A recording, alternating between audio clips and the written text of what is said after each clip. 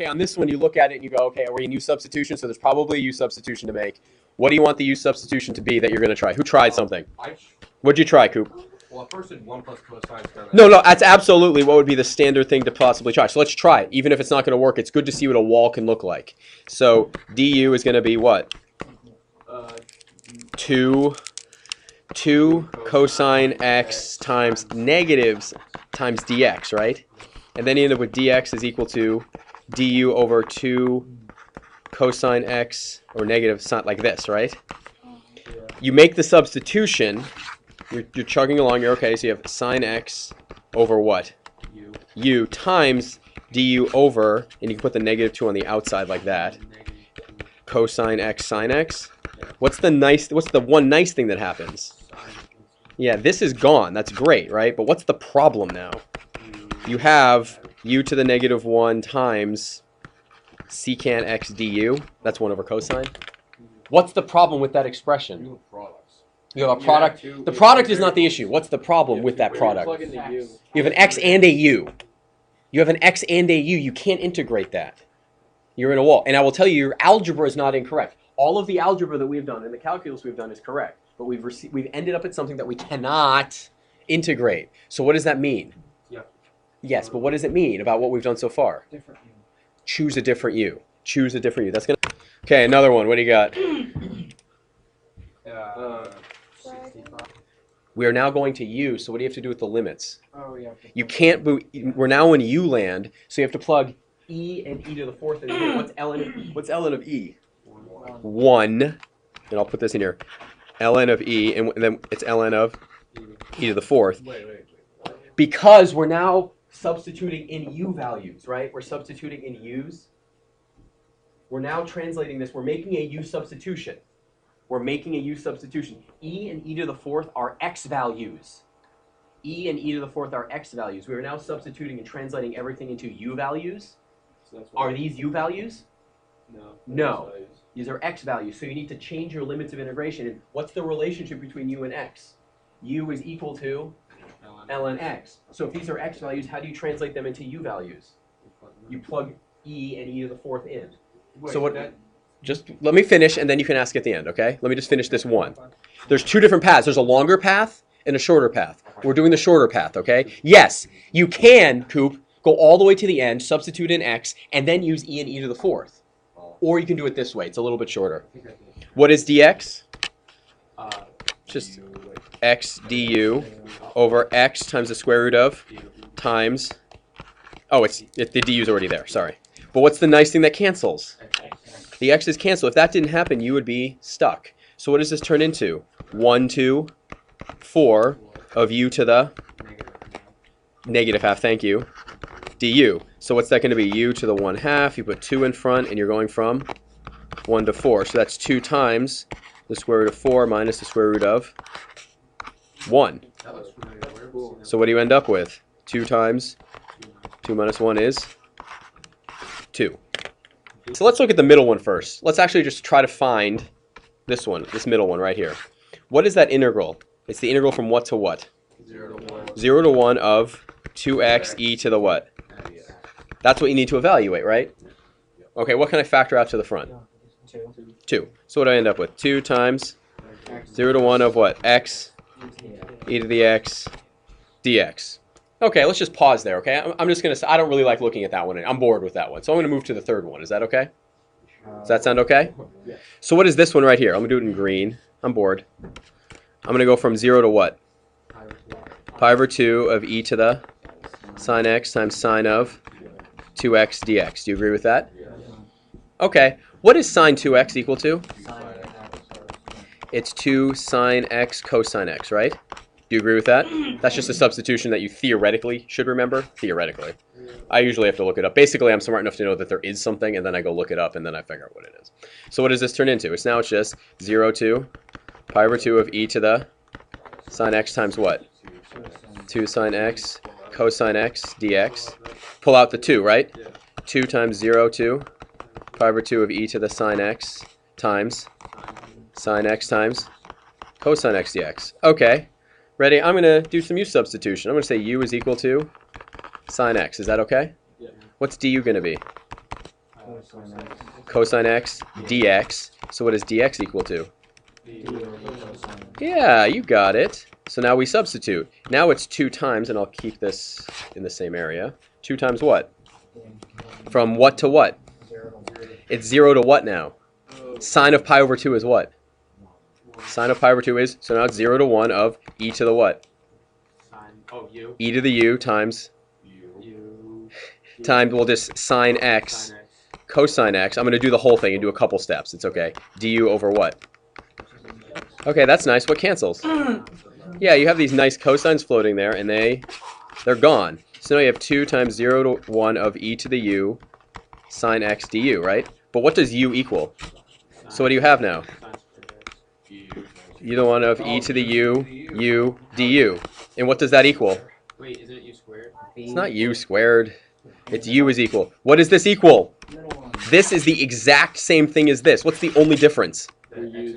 Does it matter what you call the variable? No, it doesn't. It doesn't matter what you call the variable. This right here, whatever this equals, it's the exact same thing as this. So we just definitely proved the second and third are equal to each other. Do we have any idea what it equals? No. No. Do we know what the definite integral evaluates to? No. But this expression right here, we'll call this expression B, is the exact same thing as expression C. They are the same thing. Doesn't matter what you call the variable. No. If y squared and x squared, if I plug in 3 into each one, what do they equal? The same thing. 3 squared is 9. 3 squared is? It doesn't matter what you call the variable. So now we need to do something similar to the first one to see what happens here. So what do we have here? The integral from what to what? Of dx. What is u going to be on this one? So du is equal to 1/2 x to the negative 1/2 dx. So what does dx equal? 2 du times x to the 1/2. Because you're dividing by the negative, it becomes positive. So what does this become? 0 to what? Yeah, what's the square root of 1? So it's still 0 to 1, and then you have e to the what? E to the u times, instead of dx, what do you have? 2 du x to the 1/2. What do you factor out to the front? So you have 2, 0 to 1 of e to the u du. But what is x to the 1/2? X to the 1/2 is u. So what do you have now? 2, 0 to 1 of u e to the u du. And guess what that is? It's the same exact thing. So all three of them are equal. They're all the same. So first one, you said u is equal to what? 1 plus secant theta. U equals 1 plus, oh, little mistake there. U equals 1 plus secant theta. So what does du equal? Secant tangent. Secant theta, tan theta, d theta. So d theta is conveniently equal to du over secant theta. Not doing too good with the handwriting right now, apparently. Tan theta. So you do that substitution, and you end up with integral of secant theta, tangent theta, all over u times du over what? Secant theta, tan theta. And what's nice about that? Yeah, those are there and they're gone. So what are you left with? The integral of u to the negative 1 du. So that's equal to the natural log of, and this is one thing you should do, it's the natural log of the absolute value of u. Just do that. It takes care of a lot of problems. You're allowed to do that. That's totally fine. It's equal to the absolute value. But what does u equal? Secant, 1 plus secant. Yeah, so it's going to be 1 plus secant theta plus c. There you go. Now I asked you on this second one to make a graph here of y equals x squared minus 4. It's not super complicated. So where does it cross the y-axis? Where does it cross the y-axis? So let's say negative 4 is right there, shall we? So you have this side and that side. Right, where does it cross here? 2 and negative 2. So what does the absolute value do to the function? Everything's positive. Everything's positive. So the only thing that changes is this flips over, and now it's this. So what function are you now looking at? You're looking at this, this, and that. And you're integrating from what to what? So you're integrating from 0 all the way to 3. So you're running from here to here. So what area are you trying to find? You're trying to find this one right here. How many integrals do you see? 2. So for this first one, what's the integral from and to? What's the lower limit? 0 to what? To 2 of some function dx. Can you tell me what the function is? What function is this? Negative x squared minus 4, like that. The opposite. I'm just putting the parentheses around the whole thing. Plus the integral from 2 to what? Wait, plus? Plus negative 2 to 1. 2 to 3 of what? X squared minus 4. Because from 2 to 3, the sign is not being changed. So 0 to 2 of, 4 minus x squared dx plus, and then you just do the integral here. You get 1/3 x cubed minus what? Minus 4x from what to what? 2 to 3. So can you finish that kind of work? Is that an integral you can handle? Yes. When in doubt with absolute value integrals, draw a picture. See what it looks like. See what it looks like. In general, when you're dealing with absolute value functions, it's really important that you find these values. Why is it important that you find those two values? It's where yeah, the integral changes from. You need to know where it flips sign, where it equals 0. That's it. So draw a picture. Draw a picture. I mean, like, we can keep going if you want. It's going to be 4x minus 1/3 x cubed from what to what? 0 to 2. So this one's going to come out to be, 1/3 times 27 minus 12 minus what? 1/3 8 minus 8, right? You just have to do two different integrals. So this one's going to be 8 minus 1/3 of 8 minus 0 plus, I'm just doing a 9 minus 12 minus 8 over 3 minus 8. I just don't want to do the math, but you just do it out. I hadn't finished it. What should I make u equal? Through testing, u equals ln cosine x. So du is going to be 1 over cosine x times what? Negative sine x dx.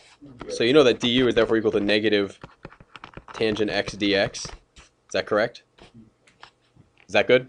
So I'm just writing trig. It's fun, So dx is going to be equal to negative cotangent x du. That's just the reciprocal of tangent. So when I make that substitution, what do I end up with?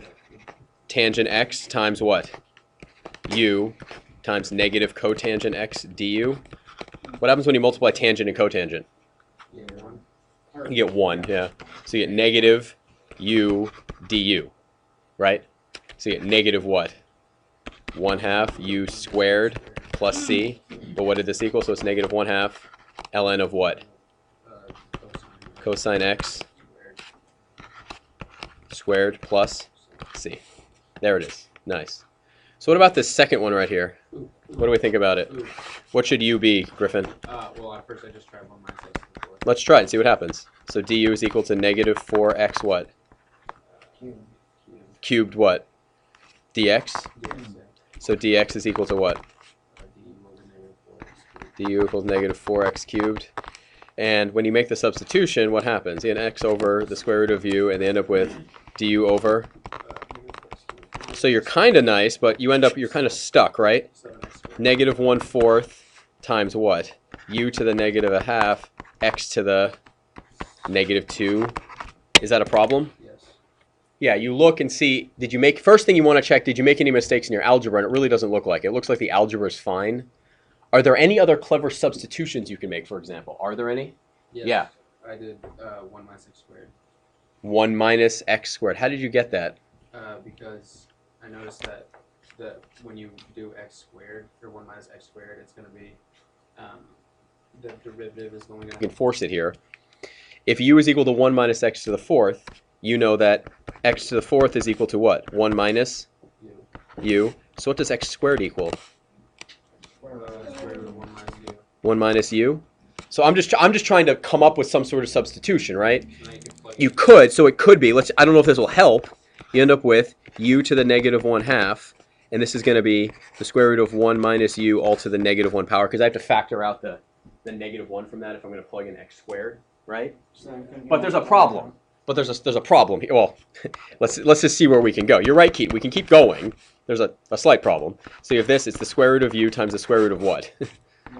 1 minus u. Does that look like it's nicely integrable? Not really. I mean, you can combine those square roots if you want to, right? Can you do that, right? You could if you wanted to. So you have negative 1/4 times 1 over the square root of what? U minus u squared. Does that look nice? No. That should make you sad. So the algebra here, it's correct, but we ran into a wall. So what are we going to have to try? Something else. Some other u substitution. Equal. E equals 2x. Oh, is that nice? Yes. We think. So dx, I understand, but you have to use a different substitution. So now you have x over the square root of what? 1 minus u squared. Times du over? 2x. X is canceling. Yay. Yeah, now you're left with this. Does this look familiar, big kids? Yes. What is it? It's Oh, boom! Oh, no! I just walked you right into trig land again. It's sine inverse. Cosine. Which one is it? Sine inverse. Sine inverse. Is it sine inverse? Sine inverse right in front of my face. 1/2 sine inverse of u plus c. And what does u equal? X squared. So it's 1/2 sine inverse of plus c. Here's the thing. The reason I thought to think of that was, there's a square root.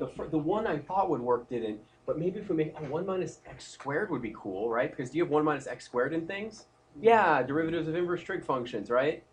So you did it. And also, by substituting an x squared, the derivative of x squared is x to the first. And that's what we want to cancel from the top. I'm still really confused on why you do x squared and not y.